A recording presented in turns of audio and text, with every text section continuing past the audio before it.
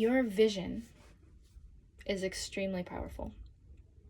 And when your vision aligns with the emotional expression of love, that vibratory frequency in your heart, then what you're envisioning can happen really quickly because you're working with the flow, working with the energy of life. Otherwise, anything else that's happening is going to still be directed by love, but it's going to be directed by love in a loop, which means that it's bringing you back to love. So if you've got a vision and it's based on the emotional expression of fear, then it's still ultimately being directed by the intention of love, but it's going to bring you through that process of fear so that you can, again, remember your opportunity to choose love in every moment. So you're either choosing love in every moment or you're remembering that you have the opportunity to do that. Either way, love is the ultimate force and intention that is directing everything, because love is ultimately all that there is. And everything else is an expression of that, even fear, right? So people say that those things are opposites. That's not true in my experience. We see things in a way where we have such a blessing and an opportunity to be in a position where we can see this and that. We can see I am separate from you, and my computer is not me, and this apple is not me, and these things are not me, right? But when we really think about it, we start to recognize that these things aren't all necessarily separate. It's just that we're able to hold a perspective right now that allows us to view them that way. One example that I like to give is, as soon as I eat that apple, it's me, right? And you can't tell me whether that apple became me or I became that apple, whatever, because our molecules are literally mixing together. That's pretty crazy when you think about that. Like, the energetics of those two things were only separated by time. Because in the past, the apple was separate from me, right? But now I eat it, and then in the future, we are at one. So what's me and what isn't me, maybe the only distinction between that is time. We see fear and love as being separate, but maybe the only distinction between those two things is time. Because right now, if I judge something as being bad, maybe later I realize that that was good. Maybe later I realized that if that hadn't happened, it wouldn't have led me toward whatever this big thing was that I was really, really praying for or hoping for, right? So we can't be the judge of our experiences, but we can be the one who's experiencing them. And that's all that we're meant to be. That's our role here, is to be the one who is experiencing. So with that said, there is a choice that we have in every moment, and it's to, first of all, get familiar with that feeling of love. What does love feel like in your body? What does love feel like? We've got all these different senses that we talk about, right? But then we have more senses than that. We have our energetic feeling sense. We're able to tune into these layers of subtlety that most of us aren't familiar with, because the world is big and loud and dangerous, right? And like, for real. And it requires so much of us to be able to respond to those things. So sometimes our capacity to handle and perceive what is subtle gets pressed way down, because we're like, I got to make sure that when I cross the street, a car's not coming. I got to make sure that. And sometimes we get so used to looking for those big threats that we seek them out on purpose, because we've started to identify with that frequency, that feeling, right? Frequency and feeling are the same thing. That feeling of being under threat.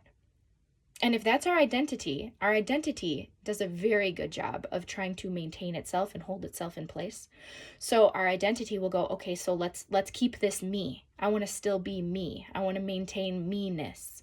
So I'm going to look for another threat. I'm going to look for another threat. I'm going to make sure that I'm always under threat so I can stay me. And it takes a conscious choice to change that in order to allow the identity to actually shift into a deeper remembrance of who we are. Because the who we are that we came here to be, the who we are that we really want to be, is not a person who is always under threat, is not a person who always has tension in their shoulders, right? We're not here to be that. If that's necessary sometimes, then we can be that, and we're resilient and we're capable. But that's not the baseline that we're looking for. And so we have this choice in every moment to return to that heart coherence, to that being love. And that's a feeling. We know what love is by the way that it feels. So when you get familiar with that feeling, then you open yourself up to having the opportunity in every moment to choose that feeling for yourself. You can do this by working your thoughts into a more loving place, or you can do this by simply choosing to feel the emotion of love. It depends on how you work. It depends on what's easier for you, which one of those things is a shorter road to feeling love. So, for example, if you've got thoughts that feel very fearful, you can pick one thought that's a little bit more close to the feeling of love, and then a little closer and a little closer and a little closer until you work yourself back into that exhale, that feeling of really being in that vibration of love. And in that vibration of love, that doesn't mean that you are bypassing anything. It just means that the perspective that you hold on whatever circumstances you're facing are loving, okay? So in order to be love, I don't have to not look at what's going on in the world. In order to be love, I don't have to ignore anybody's pain. I don't have to ignore my own pain. I don't have to not feel anything, right? Because love is this large, expansive container that holds our full capacity to feel everything. And it's actually only in love, in that state of being love, that we're actually able to process anything. Otherwise, it becomes trauma. What is trauma? Trauma is when you can't process something in the moment that it happens. A lot of things take a lot longer than the moment that it happens in order to process. But if we repress those feelings and say, nope, not safe enough to feel that, not safe enough to feel that, not safe enough to feel that, we are not giving ourselves self-acceptance. Self-acceptance is self-love. Okay? So let's talk about self-love and what that even means, right? Is there a self to love? Is there an other to love? Or, like I said before, are we just kind of in this really cool, beautiful spot where we're able to see those things as separate? It's worth considering. So I drove by a sign the other day that said, love God, love others. It was on a church. And I thought, well, love God. Okay, so God is love, right? So if I'm going to love God, what does that mean? And I am love. So if I am God, what does that mean? So when I hear love God, when I hear love others, when I hear love myself, I hear be love. Be love because God is love. Be love because I am love. And if I am love, then naturally I am loving others. I am loving God. I am loving myself, right? And it's no longer something that I have to take and apply to something else that's outside of myself. It is me literally existing as this frequency of love and everything else coming to resonate with that. Wow. That is incredible work to be doing in the world. What a privilege and an opportunity to have what we need, to have the hardware, to be able to do that, to have the software, the thoughts, to be able to create that. So I'm telling you that we get to create love by choosing to be it. And that is how we create the world that we want to live in. No shortcuts. That's it. It's that simple. You just choose to be love. And whatever the moment gives you, whether that's a new inspired thought, or whether that's an old pattern of thought that you get to watch unravel and decide whether or not you're going to give it any more energy, whether that's a person that approaches you and they ask you for something, or a song that you're making or something that you're creating, or a person like your child who you're soothing, or literally anything that could happen in a moment, anything from crisis to sitting and reading a book, anything. Being in that state of love is what allows you to handle it as love. There's never, and this is one of the only things that I will say with 100% certainty, there is never a moment in your life where you are going to be better equipped for anything by choosing something that isn't love. That will never happen. It will never happen that you are more equipped to handle a situation by choosing anything other than love.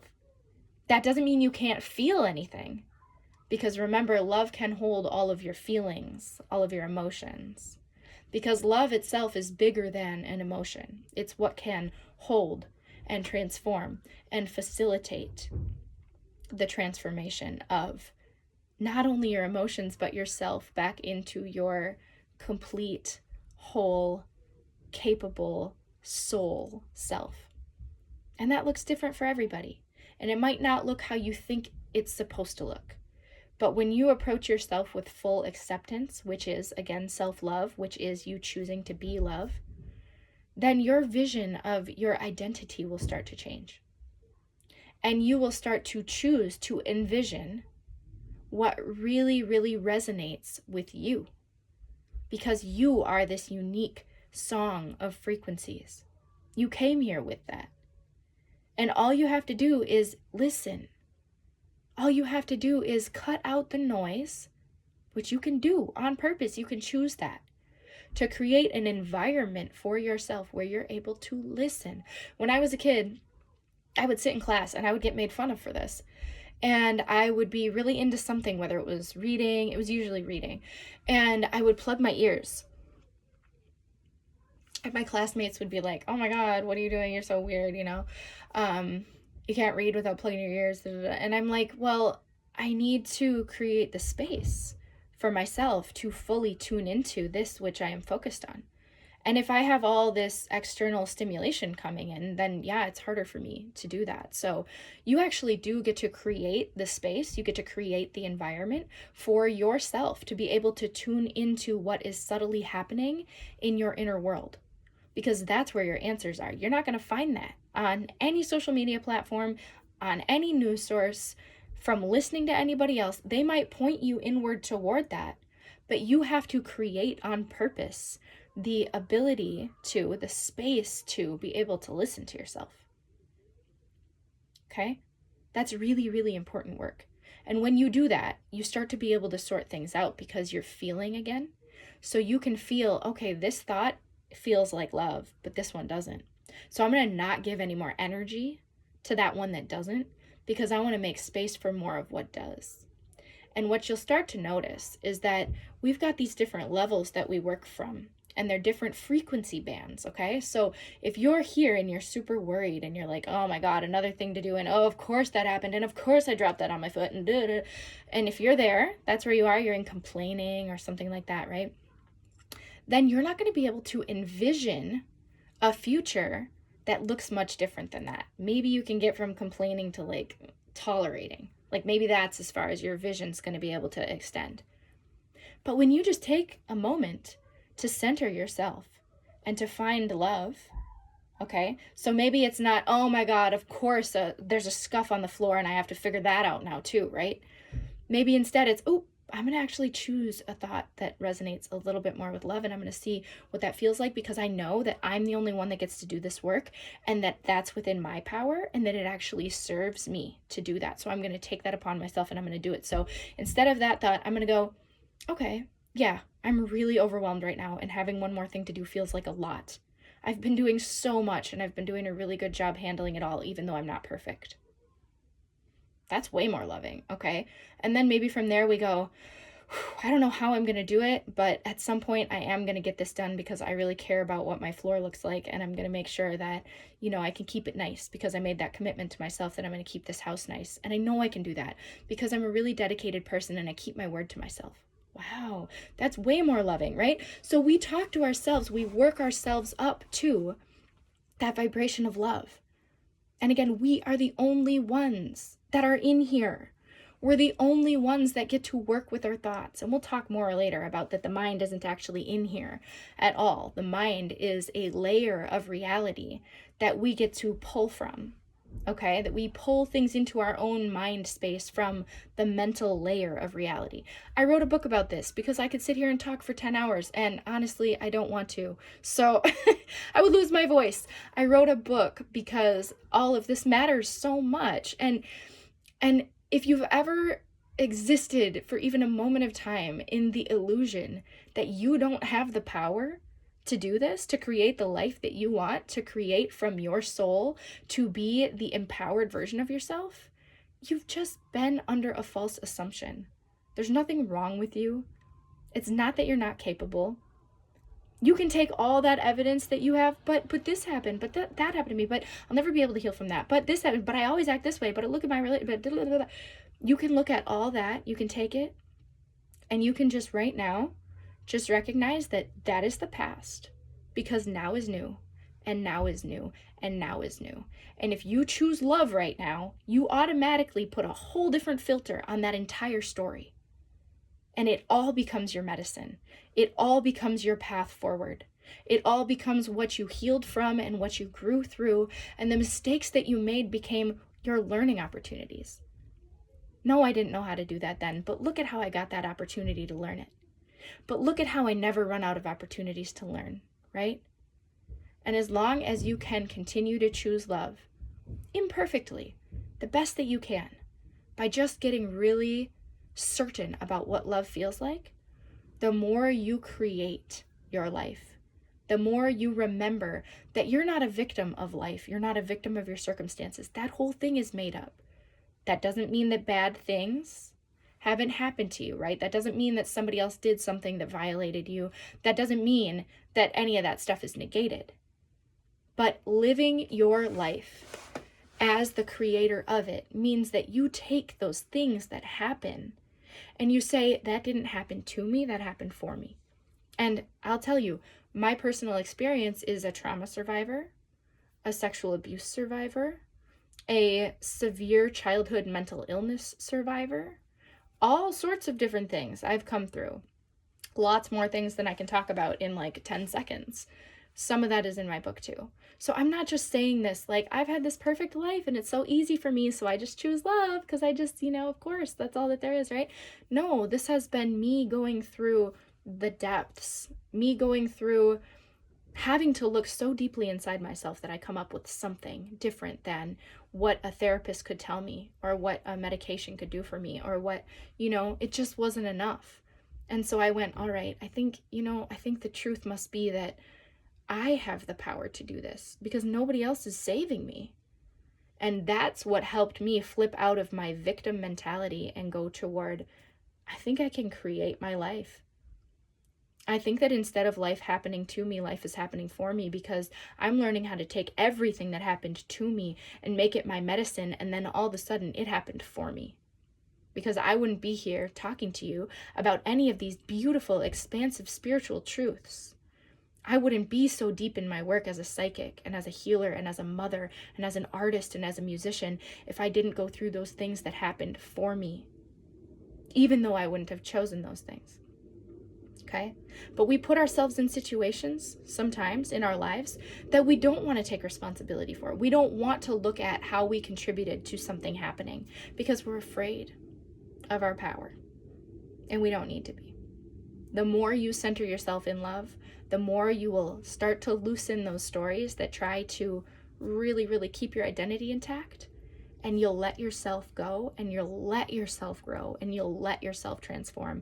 And then love brings you forward. It's being pulled forward.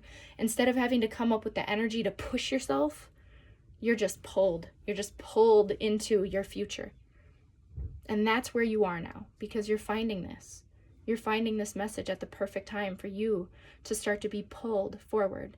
It's so much less energy when you start to let life live you, I swear. It is so much easier. But you have to choose love. And like I said, then those stories that say, but I need to be a victim. But you're only saying that because you don't know what happened to me. And, well, how could you say that I had any part in choosing and I know. I've been there. I've told myself all those stories a million times. I have journals and journals and journals filled with me trying to hold on to my identity as a victim of my circumstances. But all that did was keep me from being an empowered creator. And it kept me wanting more. And it kept me moving forward. So not even that was wrong, right? Everything is our medicine when we choose it to be. So there's a lot here. I recommend that you watch this video quite a few times. And then also continue to follow me on all the platforms. I'm at Dear Mama Rose on everything. And you will know when my book is coming out. And I'm excited to keep connecting with you on all of this. Okay? If you want to work with me one-to-one, just reach out, send me a message, or you can reach me through the website that you can find in my links.